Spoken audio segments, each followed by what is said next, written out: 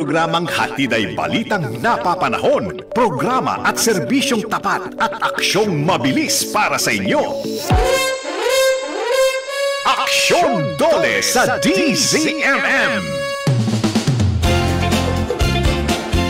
Manggagawa ka man o namumuhunan, bida ka dito! Bida ka dito! Sa pangunguna ng Department of Labor and Employment, sama-sama nating abutin ang marangal at maunlad na bagong Pilipinas. Aksyon Dole sa DZMM! Kasama ang mutya ng masa Doris Bigornia at Dole Assistant Secretary Leng Serrano. Aksyon Dole! Aksyon Dole sa DZMM! Alerto sa bagyong Opong. The DZMM Special Coverage.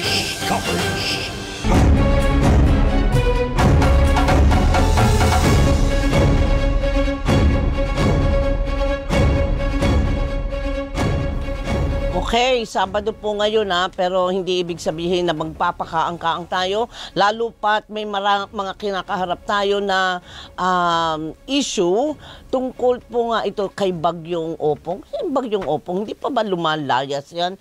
Para naman tayo ay maging kampante na sa ating weekend.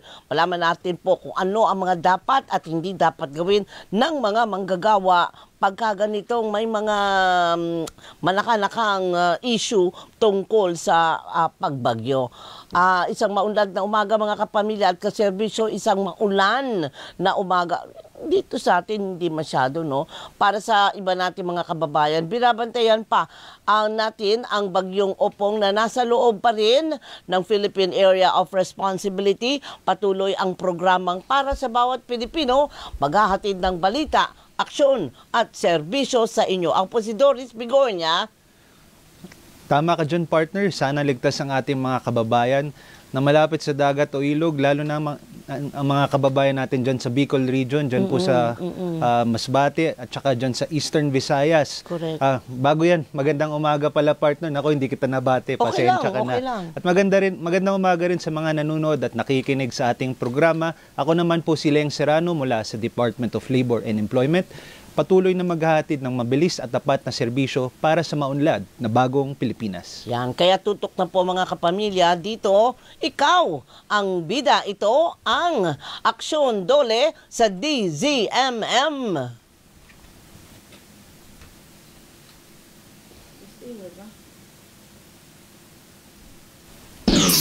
Aksyon Dole sa DZMM. Ako na ulit. Anyari. Partner, kapag ganitong nananalasa si Bagyong Opong, maaari bang magsuspindi ng trabaho? Kasi yung mga eskwela, yan, nag-aabang sila. Pero yung sa trabaho, madalas natin naririnig, nasa discretion ng mga employer kung magsususpindi. So, protektado ba yung mga empleyado sa mga ganyan? O kasama ba kaming mga nasa pribadong sektor diyan sa mga announcement na yan? Opo, yes partner, tama kayo dyan. Actually, meron po tayong labor advisory. I think isa po ito sa mga unang labor advisory na issue dito po sa ating administrasyon ni Pangulong Bongbong Marcos Jr. Ito po ay Labor Advisory 17, series of 2022. At ang layunin naman ito to remind the employers, ang mga namumuhunan, na kapag merong mga ganitong pagkakataon, ito pong mga tinatawag nating weather disturbances, syempre pinapangalagaan natin ang safety and health ng ating mga manggagawa. Kaya po, maaari pong mag-suspende ng pasok kapag may mga ganitong pagkakataon. Siyempre, titingnan po natin ang safety, kapakanan ng ating mga manggagawa. Oo. Pero paano naman yung sahod? Kasi may mga no work, no pay. Paano yun? Yes, ma'am. Well, dalawa po yan. Kapag nagtrabaho po ang manggagawa sa panahon na yan, of course, pag hindi po magtrabaho, doon po man tayo magsimula. Meron po tayong tinatawag, tama ka dyan, partner, yung ating no work, no pay principle. Correct. So, wala ho makukuha ang ating manggagawa unless po merong company policy or based sa collective bargaining agreement na sa mga pagkakataon na ito ay binibigyan pa rin ho sila ng karapatang sahod nila. Oo. Ngayon naman po, sige po. partner, yes, kapag naman po pumasok, of course, babayaran po dapat yan. Pero sa mga ganito pong pagkakataon, nakikita natin yung challenges, of course, ng mga manggagawa na mag-commute to work and to go back home. So, kapag nagkaroon na po, nakapagtrabaho na po ng at least 6 hours, dapat po ang mga manggagawa ibibigyan na ng kanilang full regular pay that day. Paano po, Ase, kung sinabi ng employer, sinabi ko na nga na huwag kayong pumasok lahat o bakit pumasok ka dito? Ganyan. Anong...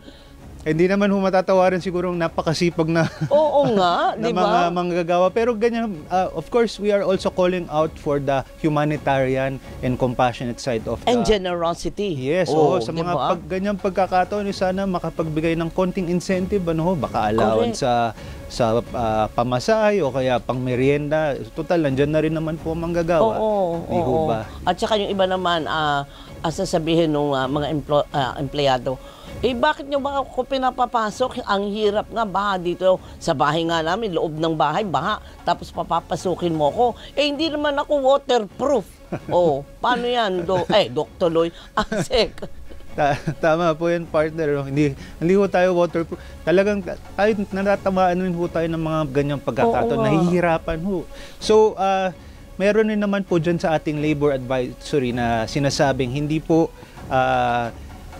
pwedeng bigyan ng penalty ang mga manggagawa na mag-refuse o hindi makakapasok kahit na sila'y pinapasok ng kanilang mga employer o mga namumuhunan. So hindi po pwedeng pilitin. Hindi pwede, walang pilitan, walang pwersahan. Yes, partner.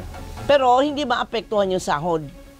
Ayun, pag hindi ho makapasok, wala hong... Talagang no work, no pay, Actually, partner, bagnitin ko lang rin, dahil po sa ating mga... well, of course, dahil po sa pandemic, medyo nakilala ang mga work from home or alternative work arrangements. So siguro sa mga ganitong pagkakataon, hinihikayat rin natin ang mga namumuhunan na tignan kung ano ho ba mga trabaho na pwede na hong gawin sa bahay or hindi na ho kailangan gawin sa loob ng mga opisina. Hanggang sa ganun, parang tuloy-tuloy pa rin po ang operasyon at tuloy-tuloy pa rin po ang pagsasahod ng mga manggagawa. Correct. At patuloy na nagiging produktibo yung mga empleyado. Yes, partner. But yun babalansihin mo 'di ba? Maging produktibo ka sa trabaho mo dahil kailangan mo, But at the same time, yung kapakanan mo at ng pamilya mo, ang safety mo, at diyan swak na papasok yung ating topic ngayon. Kaya kayo po ay mag-antabay kayong lahat na sinasabi nyo, ano ba dapat at hindi ko dapat gawin kapag may kalamidad na ganito? Ano o sino ang aking bibigyang prioridad? Tama, diba? Partner.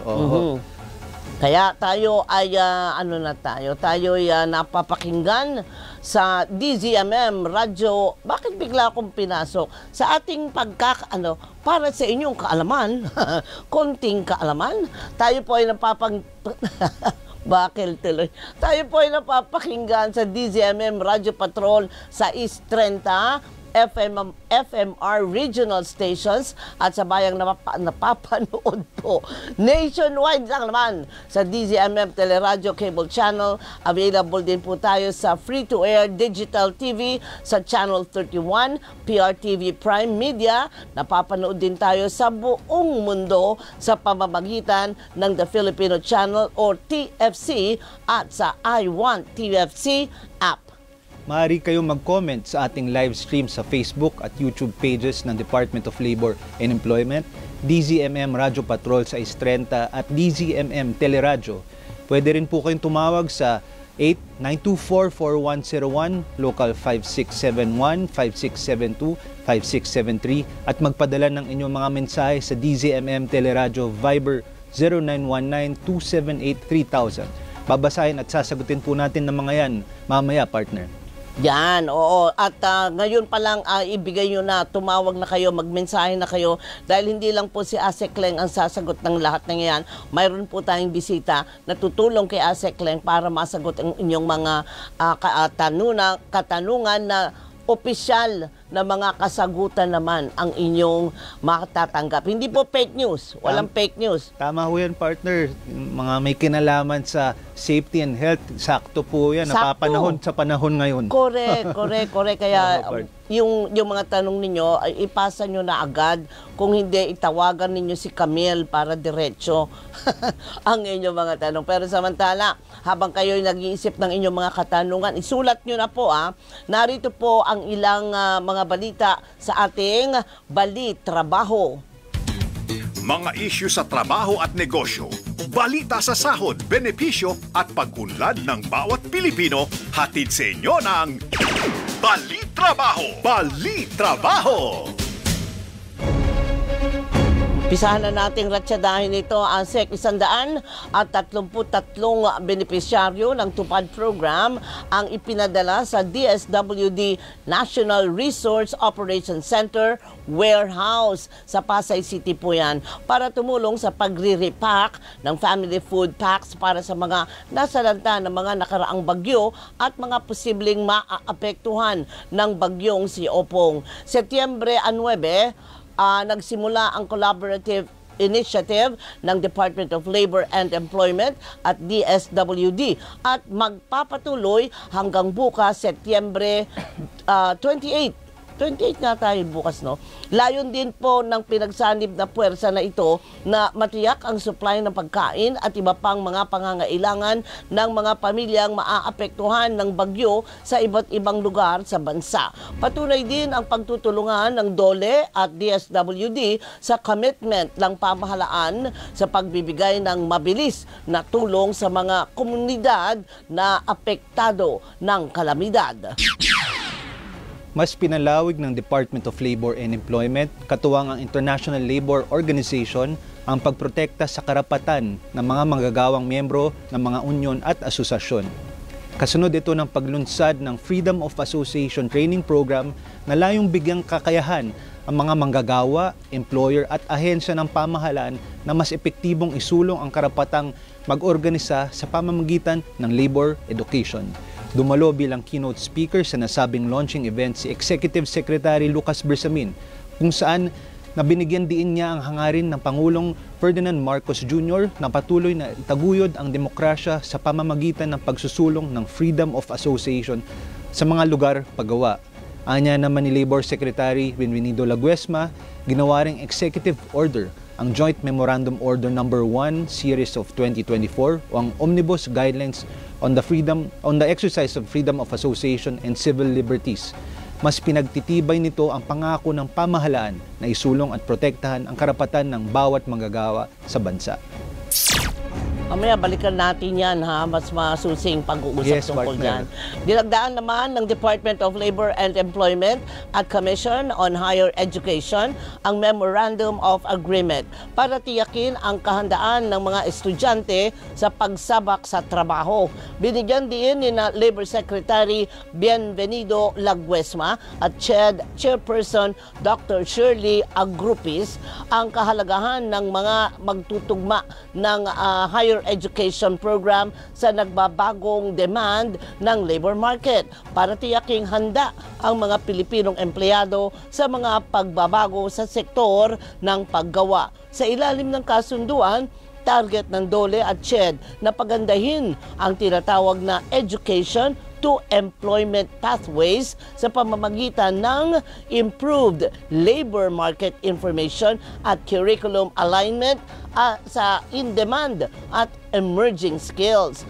Magbibigay din ang DOLE ng labor market information at career development support habang tutulong ang CHED sa pagpapakalat ng impormasyon hinggil sa mga programa tulad ng Public Employment Services at Youth Employment Programs.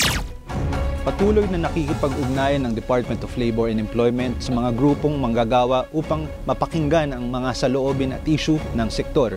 Pinangunahan ni Labor Secretary Benvenido Laguesma ang dialogo kasama ang bagong pamunuan ng Kilusang Mayo 1 upang talakayin ang mga issue sa sektor ng paggawa tulad ng paglikha ng trabaho at dagdag sahod, gayon din ang kaligtasan at kalusugan ng mga manggagawa.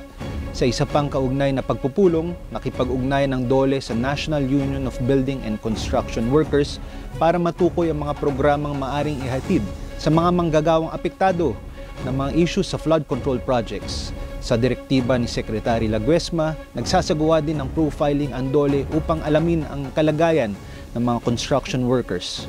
Posibleng maisama ang mga apektadong manggagawa sa mga programang pangkabuhayan o tupad program ng kagawaran.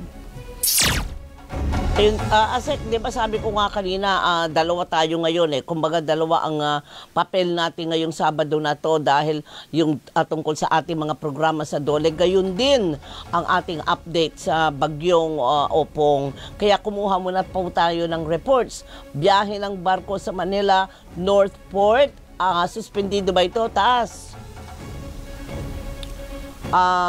Inaasahang bukas magpapatuloy. So ngayon, suspendido pa. Malaman natin po mula sa ating Radyo Patrol na si Trisha Lindo. Ano na nga ba ang estado ng mga yan? Trisha?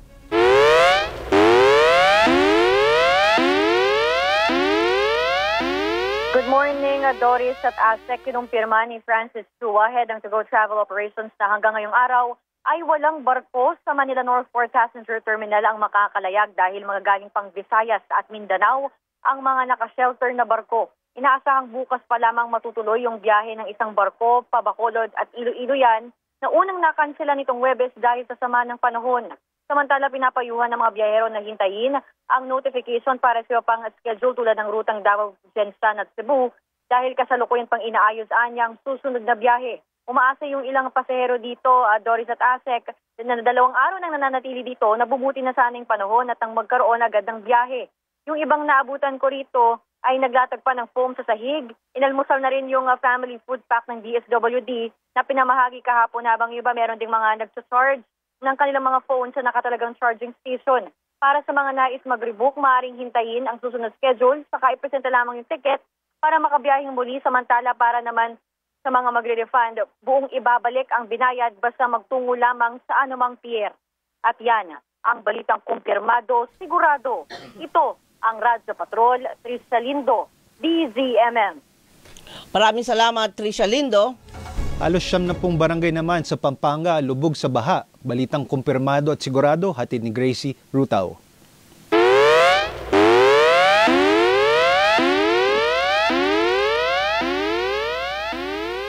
Asek at Doris, umabot na sa 85 barangay mula sa 14 na bayan ng Pampanga ang lubog sa baha, bunsod ng tuloy-tuloy na pag-ulan at pag-apaw ng mga ilog sa rehiyon. Apektado ang mga bayan ng Guagua, Tasmuan, Arayat, Bacolor, San Fernando, Mexico, Santa Ana, Apalit, Sandaba, Macabebe, Masantol, Minalin, San Simon at Santo Tomas. Pinakamalubha ang sitwasyon sa bayan ng Masantol kung saan lahat ng 26 na barangay nito ay lubog ngayon sa tubig. Sa bayan naman ng Candaba, partikular sa barangay San Agustin, naitala ang pinakamalalim na baha na umaabot ng 1 hanggang 6 na talampakan, dulot ng pag-apaw ng Candaba Swamp na nakapalibot sa lugar. Batay sa pinakahuling monitoring ng Pampanga River Basin, nasa orange o alarm level na ang level ng tubig sa bahagi ng bayan ng Arayat, habang nasa yellow o alert level naman ang tubig sa barangay Sulipan sa Apalit. Dahil sa mga binahang kalsada, pahirapan pa rin ang biyahe sa maraming lugar sa lalawigan. Batay sa ulat ng Provincial Disaster Risk Reduction and Management Office, hanggang alas 7 kaninang umaga, umabot na sa 361 na pamilya o 1,278 na individual ang inilikas at pansamantalang nanunuluyan sa 31 evacuation centers sa Pampanga. Patuloy ang pagbabantay ng mga lokal na otoridad sa level ng tubig at patuloy na inaabisuhan ang publiko na maging alerto at agad lumikas sakaling tumaas pa ang baha. Naitala naman ang katamtaman hanggang malakas na ulan sa nakalipas na linggo dulot ng epekto ng habagat at bagyong Opong na pinalala pa ng high tide. At yan ang balitang kumpirmado, sigurado, para sa DZMM, Gracie Rutao. Maraming salamat, Gracie Rutao. Yan mismo, Asek, ang sinasabi ko. Hindi naman umiinit ang ulo ko, di ba? Pero ang daming katanungan, kagaya niyan, kalamidad, ano ba ang dapat gawin ng mga empleyado? Pwede bang pilitan? Sabi mo kanina, walang puwersahan. Wala hong puwersahan. Oo, merong, tama, partner. Oo, at humihingi tayo ng, kumbaga, ay kumakatok tayo sa puso ng ating mga employer kung talaga namang mahirap ang pagpasok, baka na lang pwede excuse letter na lang. Naalala ko, nung estudyante ka pa. Pero malaman po natin ang mga kasagutan sa ganyan. Kasi parang iba-iba, nakukuha ko partner iba-iba ang polisiya, tama ba? Yes, well, yan lang naman po ang ating polisiya. Baka iba-iba ang implementasyon. Kaya maganda po, mga klaro po natin yan ngayon. Ayan. Eksakto, nabanggit po natin kanina, sakto po dahil ang ating makakasama, makakapanayam ang Executive Director ng Occupational Safety and Health Center. Naku, nasabi ko na partner. Okay lang. Tama yun kasi yung hindi lang matatawag natin na hazard Talagang delix, kumbaga delikado pagka ganyan na mahangin, maulan, at tapos iisipin mo pa yung estado ng iyong pamilya. Kaya malalaman po natin kung ano ang dapat natin gawin. Kasi ako, syempre, at marami rin mga empleyado na kagaya ko, ang bibigyan ng prioridad yung trabaho so dapat may work-life balance. Kaya wag po kayong bibitiw mga kaserbisyo, magbabalik pa ang aksyon Dole sa DZMM. Alerto sa bagyong Opo. The DZMM Special Coverage. Bantayan ang announcement ng wind signal sa inyong mga lugar. Ayon sa Pag-asa, kapag ang bagyo ay nasa kategoryang tropical depression, wind signal number 1 ang pinakamataas na babala. Sa unang issuance, may 36 na oras bago maramdaman ang lakas ng hangin na kayang magpatagilid sa maliliit na puno at sirain ang mga palay na malapit ng anihin. Kapag tropical storm na ang bagyo, hanggang wind signal number 2 naman ang babala. May 24 na oras bago maramdaman ang hangin na magdudulot ng kaunting pinsala sa mga lumang istruktura, poste ng kuryente at mahihinang street signs at pwede ring makasira sa mga palay at mais. Wind signal number 3 naman ang pinakamataas na babala para sa severe tropical storm. 18 oras bago maramdaman ang hagupit ng hangin na magdudulot ng matinding pinsala sa mga bahay na gawa sa light materials. Kaya rin itong patumbahin ang maliliit na puno. Sa isang typhoon, aabot na sa wind signal number 4 ang babala. May 12 oras ang hihintayin bago humambalos ang hangin na kayang tumuklap at sumira ng bubong at makapagpatumba ng mga bahay, poste ng kuryente at malalaki. Impormasyon at tamang aksyon mula sa Department of Labor and Employment. Lahat ng yan ating alamin sa Tatak Dole! Tatak Dole sa DZMM! At nagbabalik po ang aksyon Dole sa DZMM. Doris Bigornia po, kasama pa rin po si Asek Leng Serrano. Asek, kanina nabanggit nga natin yung mga delikado at mga challenges na hinaharap ng mga empleyado kapag merong mga ganitong klaseng kalamidad. At nabanggit mo, nabigyan mo na ng idea ang ating mga tagapakinig, tagasunod at mga empleyado kung ano ang kahalagahan ng kaligtasan at kalusugan pagdating sa pagtatrabaho. Lalo na po ngayon nga na sunod-sunod ang mga bagyo. Kilalanin po natin ang ahensya. Meron palang ahensya na ganun na nangangasiwa para masiguro ang kaligtasan at kalusugan ng mga manggagawa. Makakasama po natin live sa ating studio si Engineer Jose Maria Batino, ang Executive Director ng Occupational Safety and Health Center ng Dole. Good morning, sir. Malusog, ligtas at mapagpalang umaga po sa inyo, Ma'am Doris, Asek Leng at sa mga taga-subaybay ng inyong programang Action Dole sa DZMM. Ayan, oo. Unang tanong, Asek, ano ba yung occupational hazard safety and ewan na ano ko na tuloy, na-rumble ko na, na-mash up ko na. Ano po yun? Kasi parang maraming empleyado ang hindi masyado aware tungkol dito. Yan. Unang-una po, Ma'am Doris, ang Occupational Safety and Health Center po ay isang attached agency ng Department of Labor and Employment. So kami po sa Dole kami po sa gobyerno ang nag-promote ng prevention. Prevention po ng pagkakasakit at aksidente sa anumang lugar ng paggawa. Yun po ang aming mandato. Anong sakop?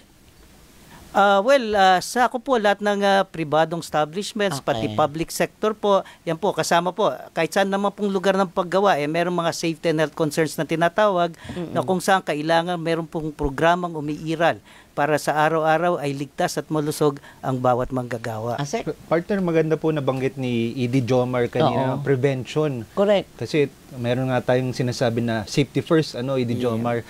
Ano ho ba ang mga requirement na mga establishment o mga namumuhunan para talagang ma-apply itong sinasabi nating prevention sa ating mga workplaces?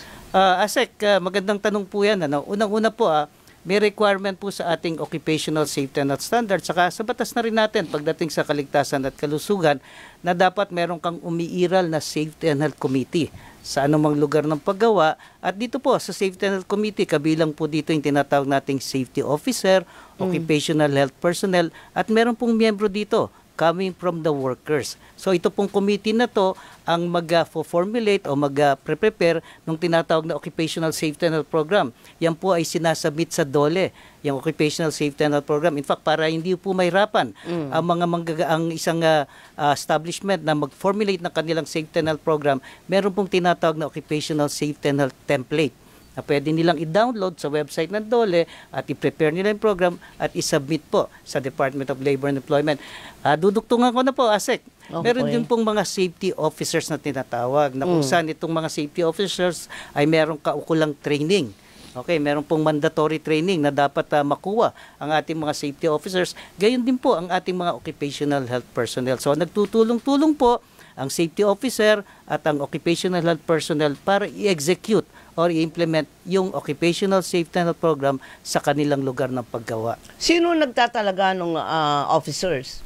Ang pagsasanay po, yung tinatawag nating training, kami po ang nagbibigay niyan. Meron din po tayong partners po sa pribadong sektor, yung tinatawag na accredited safety training organizations na nagbibigay din po ng safety and health training at orientations. Ngayon, yung tanong nyo po, kung sino po ang nagtatalaga po niyan ay yung establishment. So sila po ang nagde-designate base sa credential, base sa experience po ng isang individual kung siya ay isang tinatawag na good fit para italaga bilang safety officer. Partner, may tanong ko lang, Edie Jomar, itong nabanggit yung Safety and Health Committee program, pati itong safety officers, sino ba ang dapat sumunod at magtalaga ng ganitong mga programa, committee at tao? Ito po ba mga large companies, medium or small? Hindi lang po large companies, meron din po tayong tinatawag na micro, small, medium at large companies. Kaya pagdating po sa kaligtasan at kalusugan, yung atin naman pong regulasyon ay uniform in a sense ang application na dapat kahit sa maliit na lugar ng paggawa, meron kang safety officer, meron ka ring OH personnel. Ibig sabihin lahat partner, kung wala silang ganyan. Sorry, Asika. Baka makalimutan ko lang. Sana po meron kasi hindi naman po mahirap ang pamamaraan para magkaroon, kasi katulad po ng sinasabi ni Asek Leng na paano kung maliit lang yung establishment. Meron po tinatawag na safety orientation at first aid orientation na pwedeng kung sino mismo po yung may-ari ng maliit na establishment, siya po ang pwedeng umattend. So ibig kaklaruhin ko lang, partner. Sige, So kahit na 5, kahit na 2, 3 lang kayo sa isang micro establishment, dapat po merong safety officer? Tama po dapat po, merong naka-attend ng tinatawag na safety orientation. So lahat po partner, lahat po dapat. Kasi importante nga naman to, kalusugan at safety po ito. So kahit micro, kahit maliit na establishment, dapat to meron. Yes po. Pakibigyan niyo lang kami ng idea, ano yung mga pinoprotektahan natin na sitwasyon o insidente na masasabi natin na occupational hazard o kinakailangan na bigyan ng atensyon doon sa occupational protection ba matatawag mo doon? Sa isang lugar po ng isang lugar ng paggawa, nandiyan po yung electrical hazards, mechanical hazards, fire hazards. So, nandun po lahat yan. So, kasama po yun yung mga physical hazards na tinatawag. Meron pong tinatawag na exposure sa mga sa mga substances, di ba? Dust, chemicals. So nandun po 'yun. At hindi lang 'yun, meron din tayong tinatawag na ergonomic hazards katulad ng mga prolonged standing, prolonged sitting, awkward work positions. Kasama pala yung partner. Saka hindi lang po 'yun, ma'am, pati occupational health, yung kalusugan din. Kailangan tingnan din po. So, yan po ang bumubuo ng sangkap doon sa tinatawag na Occupational Safety and Health Program. So bawal yung yung sasabihin sa iyo na kunyari ang iyong trabaho ay kailangan kang nakatayo ng 8 oras, walang pahinga, talagang jingle nga lang ang pahinga minsan wala pa. Nung nakaraan po, hindi ko lang ma-recall kung anong department order na po yan. Meron na pong na-issuing department orders, dalawa po yan.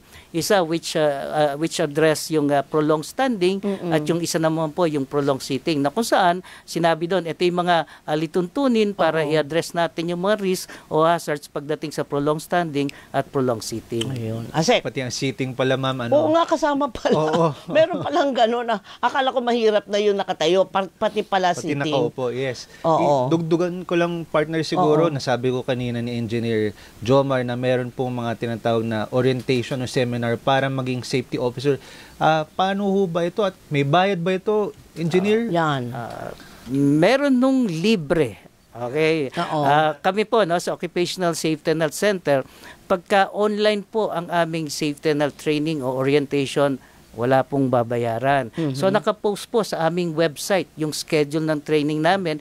Ina-update po namin yan on a monthly basis para makita ng publiko kung gusto nilang maka-access po sa libreng training, pwede silang magpa-register. So open naman po ang aming website para sila maka-register doon sa aming mga free training. Ngayon, meron ding may bayad. Pagka ito po ay kinuha doon sa mga private training organizations, yan naman po ay may kaukulang bayad. Oo. Pero kapag kunyari, ASEC na director, tama nga ba ako director, na identify yung hazard o yung pagkadelikado ng trabaho, na apektuhan siya, anong gagawin ng DOLE? Papagamot ba siya? Magkakaroon ba ng mga, ang tawag doon, mga therapy, yung mga ganyan? Sa sa DOLE po meron tayong tinatawag na DOLE Online Compliance Portal. Na kung saan pwede pong report accident the same day it happened, So pag na-alerto po ang DOLE po ay magdi-dispatch ng team. Ito po 'yan sa enforcement side na po to, na kung saan ang labor inspectors pwede pumunta doon para tulungan po yung establishment na ma-rectify o ma-correct at mag-implement ng improvement actions. Ayun. Pero dapat sundin ng empleyado, employer. At pag hindi, violation yun. Yes. May pagkakataon ba, Edie Jomar, na pwedeng ihinto muna ang trabaho para lang masigurado na magkaroon ng corrective measures sa mga imminent dangers or threats sa workplace? Mahalagang katanungan po yun, ASEC, para sa kaalaman po ng lahat, sa ating pong regulasyon, meron kang internal na pamamaraan para mag-issue ng work stoppage. Kasi isinama na po yan sa duties and responsibilities ng isang safety officer when necessary ay mag-issue ng work stoppage order. Pag nag-issue po ng work stoppage order, pwedeng ipagbigay alam sa DOLE para ma-validate po ng DOLE at matulungan din ng DOLE ang establishment kung paano ang mga corrective actions na pwede nilang implement. Ano po ang work stoppage, tigil operasyon? Tigil lang po doon sa area na meron tinatawag na imminent danger. Ngayon, siyempre po, doon lang naman sa area yon, yung mga workers affected, pwede naman pong ilipat sa mas safer na workstation. Okay, oo. So, dapat lagi, ASEC lang, dapat mayroong nilalaan na measures yung employer. Oo. Yan ho siguro ang tinatawag na corrective measures para po maibsan o ma-abate ang mga imminent danger na nakikita. Correct. Kasi syempre magkakaroon ho yan ng, sinasabi nga ho natin ng work stoppage, ayaw ho yan ng operasyon, ayaw po yan ng namumuhunan. Ngayon din ang manggagawa. Oo naman. Ngayon pala, Edie Jomar, ito baka katanungan natin mamaya, unahan na ho natin. Paano ho ba pag may work stoppage? Paano ang sweldo? Yan po laging importante. Paano ang sweldo ng ating mga manggagawa? Pagka na-issue po ang work stoppage ng Department of Labor and Employment through the DOLE Regional Director, ang sinasabi po, yung affected workers, yun nga, pwede naman silang ilipat sa ibang mas safer na location. Pero during the days of the stoppage, tuloy po ang kanilang sweldo. Tuloy ho. Yan. So maliwanag pag kami stoppage, tuloy ang sweldo. Kasi hindi mo naman kasalanan yun eh. Di ba? Kaya nga aayusin mo na. Pero meron daw tinatawag na Basic Occupational Safety and Health Training o BOSH. Ano ang kaibahan nito sa Construction Safety and Health Training o yung COSH? Salamat po sa katanungan. Actually, the title itself revealing na, no? Pag sinabing Construction Occupational Safety and Health Training, ito po ay training para sa mga safety officers sa isang construction project. Okay. Yan, outside of the construction, yung tinatawag namang Basic Occupational Safety and Health Training. Yun po ang mandatory para sa isang safety officers sa isang non-construction establishment. Sa lahat na naman yan ng mga establishmento. Yes po, no? Meron naman tinatawag din tayong, meron pong 40 hours na Basic Occupational Safety and Health Training. Meron din pong 1 day na Basic Occupational Safety and Health Training. At yung sinabi ko po kanina, yung sa katanungan ni ASEC, meron pong tinatawag na Safety Orientation, which is 4 hours lamang po. Ayan. ASEC? Ayan, napaka-importante po talaga ng safety ng mga workers. In fact, I think sometime April, Edie Jomer, may kwento mo nga ano ba yung inilunsad natin noon? Nung April 28 po, no? So I'm sure marami pong nag-participate dito. Halos lahat ng establishment sa buong Pilipinas, hindi lang po, sa buong mundo. Kasi po, ito'y World Day for celebration ng World Day for Safety and every April 28 po ginagawa to. International ho ba yan? International to, no? Okay. So, dito po sa atin sa Pilipinas, na i-relaunch natin yung tinatawag na Zero Accident Program na kung saan po pinangunahan ni Secretary Laguesma yung pagpirma doon sa call for action. Call for action for zero accident. So, nandun po kami sa Occupational Safety and Health Center kasama mga partners, stakeholders sa kaligtasan at kalusugan sa paggawa at pumirma po ng call for action for zero accident. Kamusta naman ang estado ng Pilipinas pagka pinag-usapan yung zero accident prone establishments? Ano naman po ang compliance? Kung ang ibig niyo pong sabihin ay compliance, base po sa inspection naman, ito naman po ay makikita natin ang record sa Bureau of Working Conditions at mataas naman po, relatively mataas naman po ang compliance, pumapalo naman po ng mahigit 80% pagdating sa compliance sa occupational safety and health regulations. ASEC Glenn, gusto ko lang malaman, alam mo naman, siyempre lahat tayo nakatingin sa kung paano ang tamang implementasyon ng ating mga programa. Mayroon po ba kayong warning o talagang pasabi na doon sa mga mag-abuso ng ganitong mga programa? Alam mo na, ASEC, yung bang, sige na nga, ipasa ko na nga ito para matapos na kami. And you know what I mean, yung pag ipasa ko na to, cutting corners and all that. Tuloy-tuloy naman, partner, ang ating reminder sa ating mga establishment, sa mga namumuhunan. And in fact, ating pinag-iigting nga ito Ang we are actually having partnerships, baka maibanggit ni Edie Jomer, ano bang partnership natin dyan sa Region 7 para mapalakas ang ating programa against mga itong mga workplace, mga accidents. Edie Jomer? Yes po, ASEC, nito lang siguro a few months ago lang ni-launch po nung regional director ng Region 7 si RD Roy Benafe yung tinatawag na Barangay OSH Patrol na kung saan po ito ay grassroots na kung saan ang mga tao sa barangay ay pwedeng makatulong para magbigay ng impormasyon sa DOLE tungkol sa mga nakikita nilang hazard sa mga establishments within their locality. So maganda po to dahil dito po na-establish natin yung flow ng information na mula sa barangay na inform ang DOLE at ang DOLE nakakapag-take ng action bago pa man magkaroon ng aksidente sa isang lugar ng paggawa. Ayun, so inclusive. Inclusive at kailangan din ng kooperasyon ng buong barangay. Hindi lang barangay, mga pamilya kung meron kayo nakitang mali doon sa patakbo, tama? Na makaka-jeopardize ng kanilang safety. Tama partner, dagdagan ko lang rin kasi may mga pagkakataon naman ng mga yung mga residential houses na akala natin for residential purposes Oo. lang, nako-convert na rin ho pala sa workplaces. Uy, totoo yan. Opo, Totoo yan. Hindi ho natin malalaman yan unless mapunta po ang informasyon sa kagawaran. Kaya nga po, dito po sa nabanggit na programa na inilunsad sa Region 7, tayo po ay nakikipagtulungan sa LGU, specifically sa barangay units po, para tayo'y maabisuhan kung may mga ganitong pagkakataon. Para pag ganun, makapasok po ang intervention ng Department of Labor and Employment. Otherwise po kasi, nabanggit po ni Engineer Jomar yung flow of information. Napaka-importante po niyan. Dahil kung hindi po natin malalaman, hindi po tayo makakabigay ng karapatang assistance. So maganda rin ho yun. Dagdag ko na lang rin, that is pilot pa lang ho, and we hope to replicate it in the other regions and barangays. So, napakaganda ho ng partnership na yan. Alright. Pero papaano namin ipapaalam? May hotline ba? Mayroon bang pwede kaming i-email o tawagan? Yes, meron naman pong hotline ang DOLE, Saka sa amin po, kahit sa amin, sa Occupational Safety and Health Center, i-type nyo lang po yung Occupational Safety and Health Center, kayo tutulinan doon sa aming social media at sa aming website po, nandun ang aming email address, pwede pong ipagbigay alam yan.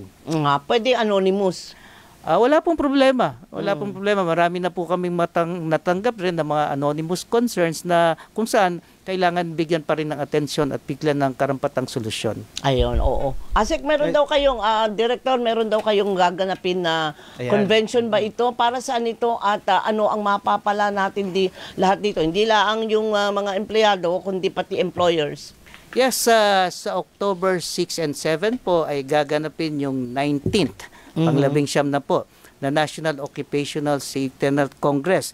Ang tema po nito ay Strengthening Inclusive OSH Transformation in the Future of Work. So dito po sa 19th National Occupational Safety and Health Congress, pag-uusapan yung mga transformative elements like climate change, artificial intelligence, digital technology, emerging work arrangements, kung paano ito nakaapekto at kung paano mag-adjust dapat ang mga occupational safety and health program. So, sa October 6 and 7 po, meron pong plenary sessions. 7 po yan, plenary sessions, and we have invited mga distinct na mga resource persons para magbigay ng kanilang experience o ng best practices nila in implementing safety and health programs in the light of these transformative elements. Oo. Yung bang natin, Director Asek, yung nangyayaring mga kalamidad, mako-consider natin na health hazard o kailangan natin ng proteksyon?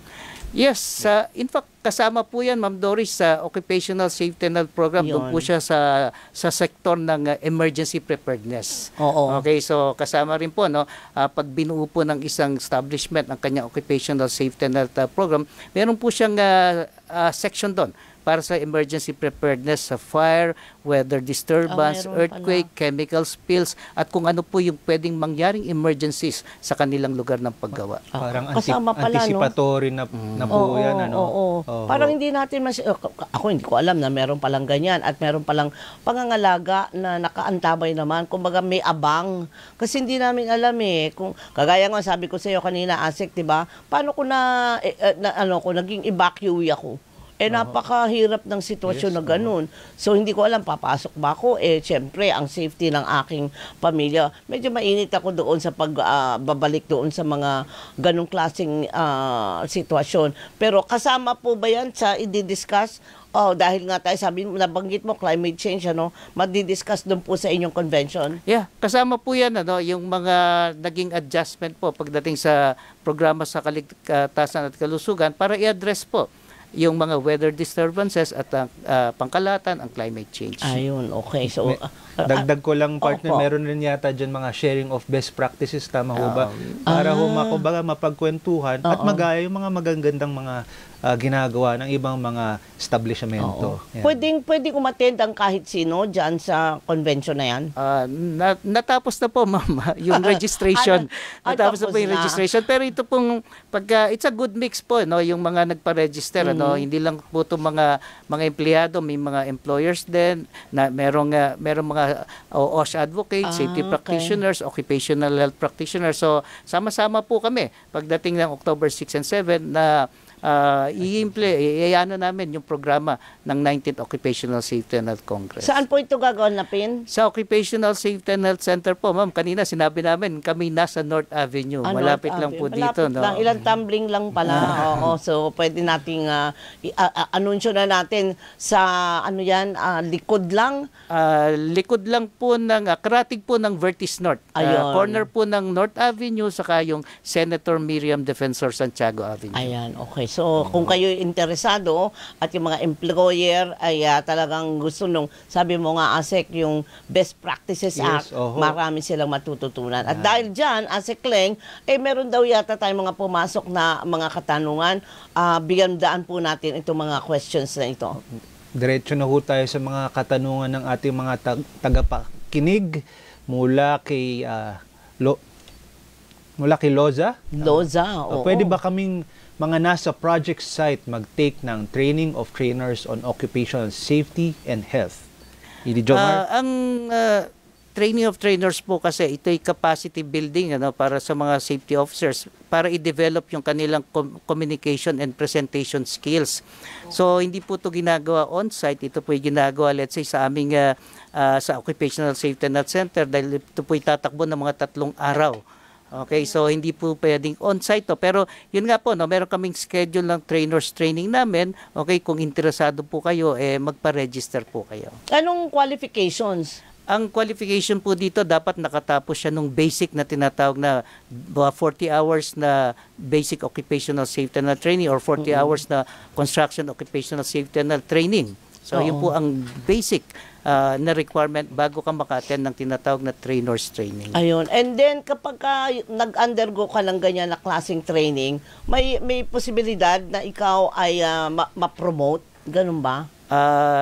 Nandun na po yung pagkakataong ma-promote ka, no? Pero ang mahalaga po dito, ma-equip mo yung sarili mo para mas ma-communicate mo yung kaligtasan at kalusugan sa inyong mga manggagawa. Ayun. Yun ang importante. Yes po.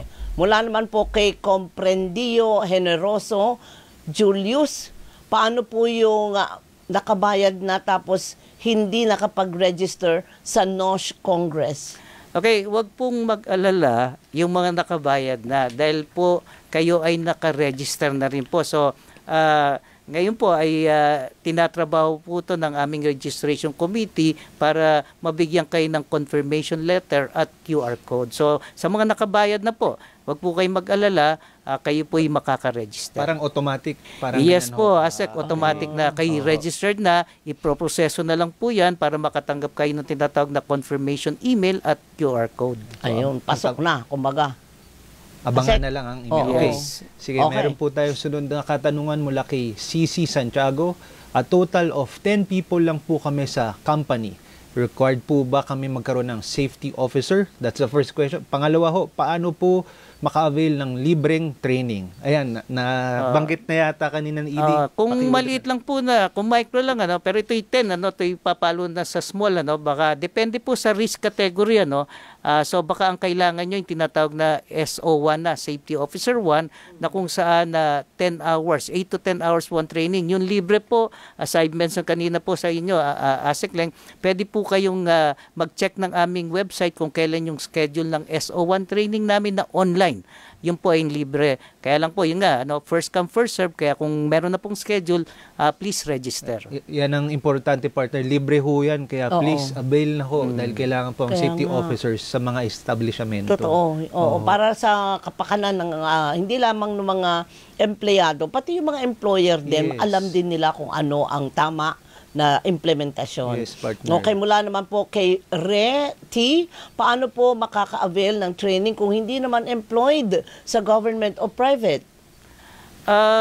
Ganito po, tinitingnan po rin namin yung angulo na maaring itong training na to, ito pang maging credential mo para makakuha ng trabaho. So, kahit po walang trabaho, diba? At sa tingin mo kailangan mo tong training dahil gusto mo mag-apply bilang safety officer. Open po kami doon. Pwede po kayo mag-register sa mga schedules ng training namin. Ayun. Naalala ko lang, ASEC Leng, kasi di ba last week ang naging topic natin o the other week, yung tupad Opo, na initiative rin ng DOLE.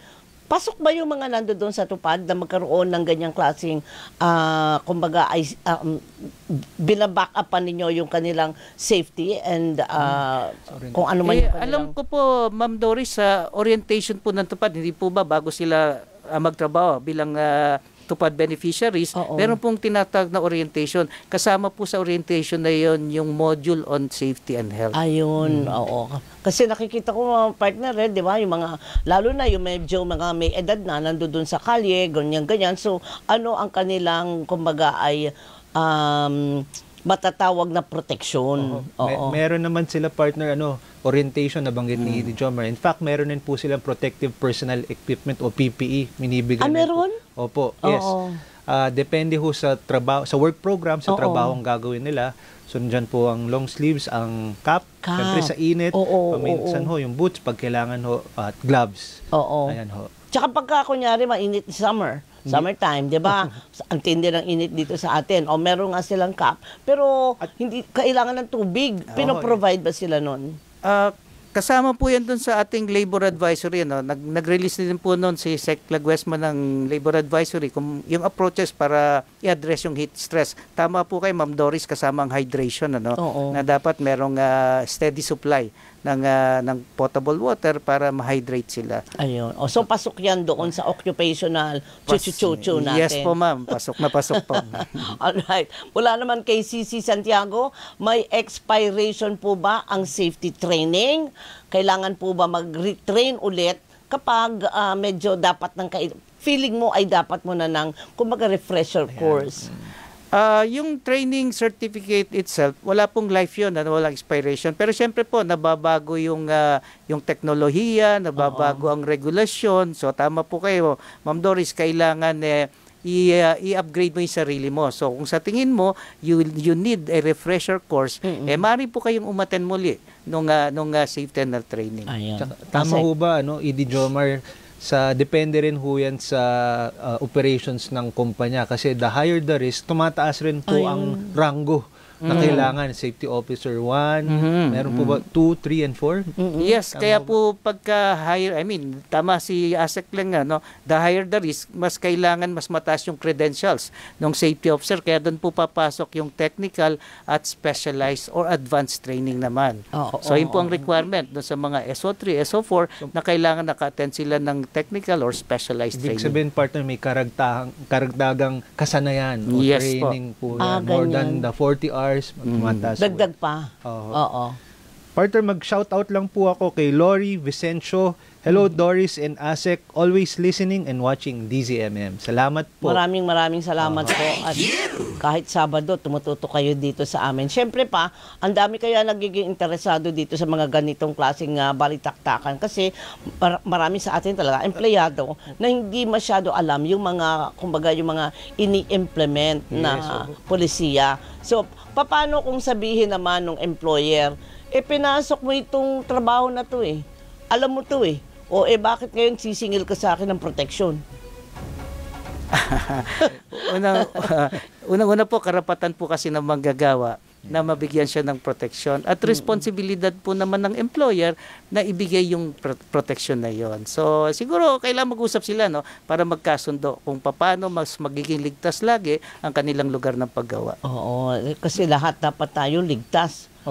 Trabaho ka nga ng trabaho, kandakuba ka, tapos magkaroon ng aksidente, walang mangyayari sa'yo, walang tulong na maibibigay. Tama, partner. Tsaka siguro yung mga employers naman, ayaw rin naman nila mga aksidente at sakuna dahil makaka-apekto rin po, makakaantala po yan sa operasyon ng kanilang mga negosyo. Gusto nila sustainable, dire-diretso ang operations. Kaya dapat makita rin ang ganyang anggulo na talagang patibayin ng mga safety programs.